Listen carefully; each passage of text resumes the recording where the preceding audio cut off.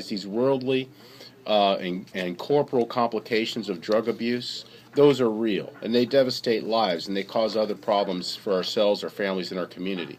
But we also need to recognize the spiritual complications, that we are rejecting the greatness that God expects from us. We're not walking that path that makes us be the best person we can be. It takes time to address addiction. Yes. It takes time for counselors and also takes time for the individual. And many times, no matter what the addiction is, it can be easier to get another drink, get another hit, eat another chicken leg, rather than have sex with somebody else, rather than to deal with my overeating, my gambling, my drug addiction. How can you respond to that? Because as you were talking about cocaine, cocaine really is crack. Crack, Yes. and I've seen individuals who are uneducated and educated having a problem with crack. Yes. Could you share on that a little bit? Well, we have to figure out why this is happening. And certainly there's external factors that lead us to this. We want to please others. We want to fit in with a crowd maybe that we shouldn't be involved in. Maybe we feel that our life is not going the way it should, so we look for an escape. That's one way. Maybe we like the pleasure. But, we're supposed to endure these temptations. These temptations are put before us by the evil one, and he expects to take control of our lives, but we can reject those temptations, and boy, is it The hard. evil one? Who are you talking about, I'm Doc? talking about the Satan, the devil. But you're the doctor. You're talking about Satan? I've never heard a doctor talk about the devil, Satan. My gracious, Doc. The Satan is a real force, just as God is a real force in our lives, and we should choose the right path to God. In the 12-step program, we call it the disease. Disease. You call it, in the church, we call it the wicked one, evil, Satan, Lucifer, the demon, right? And you're talking about that. And many times, we don't want to deal with that. What's been your relationship with, how do you know about this enemy? The enemy is all around us every day. We see people embrace him. Anytime I see a group of kids walking down all covered with tattoos and nose studs and their pants hanging around their ankles, or when I see some doctor prescribing medications just to make themselves money, or I see some government official pushing another program that glorifies and exalts themselves and ignores the real problems on the streets, that's the evil one working in our community. And we can reject that. You know what? God is so much more powerful. We can reject that. And so what we need to do is recognize we are great people, endowed by God with greatness.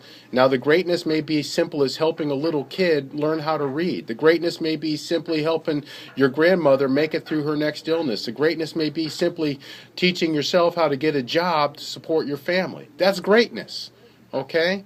But we should not fall into these traps, these easy way outs. We need to endure these temptations, and we're going to sin, we're going to fail every step of the way, but that's okay. We simply cleave back to Jesus and God, get rid of that sin, and we're going to get back on the right path. I'm Dr. Marshall P. Jordan, Jr., the pastor and founder of Hope Alive Ministry, and also the founder of Hope Alive Outreach. We're here this morning talking with Dr. David McKalib, who is a neurosurgeon. Neuro deals with neurons, nerves, right? Brain and spine surgeon. Okay. Brain surgeon. All right. So I just can't forget, get out of my mind when you just cut it out. My late night eating, you know what I mean?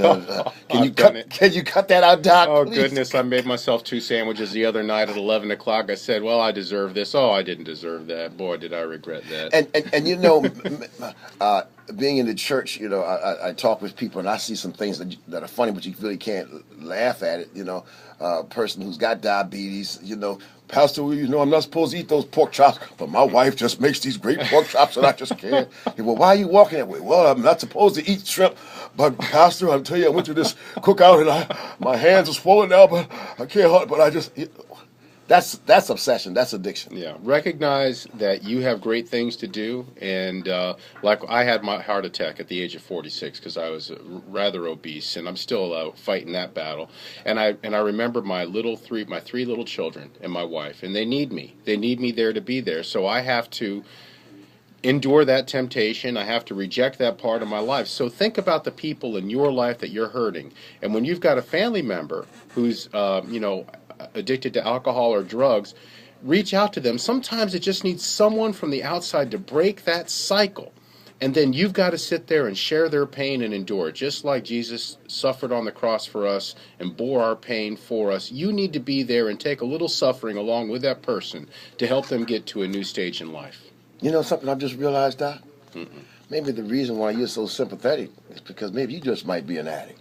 Maybe I am an addict to food. You might, maybe Or revelation here on the radio broadcast. Because I mean, Well, you're you're not diagnosing me? You're not as heavy as you were when I saw you last time. You've lost Yeah. some weight. Yeah, I'm you look trying. younger and everything. And, Yeah. and that's the same thing I had to do. Yeah. I mean, I went from smoking cigarettes to eating candies and more foods. I went from stopping drugs to drinking more sodas, and so I'm addicted.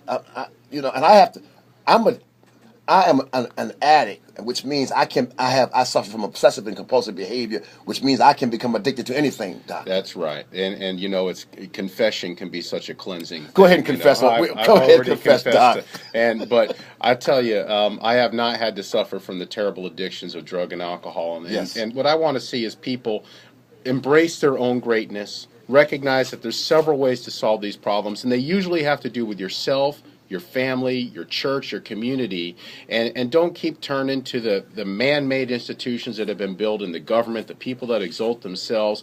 No program, no government program is going to solve this. All we can do is ask the government to stop the nonsense, like the bad crack sentencing as opposed to cocaine, all the nonsense that hurts us, but we shouldn't keep asking them for help because the help's not going to come. It never does. We've been waiting for, 50 years? The help comes from ourselves. The help comes from embracing the moral, good behavior that God expects of us. And believe me, when we start embracing that, we're going to see amazing changes in our lives, in our families' lives, and in our community. God's revealing. I'm sitting here looking at you and listening to you, and I believe that your spirituality comes out in your profession of who you are. I hope so. Really, because you talk about God and help. The word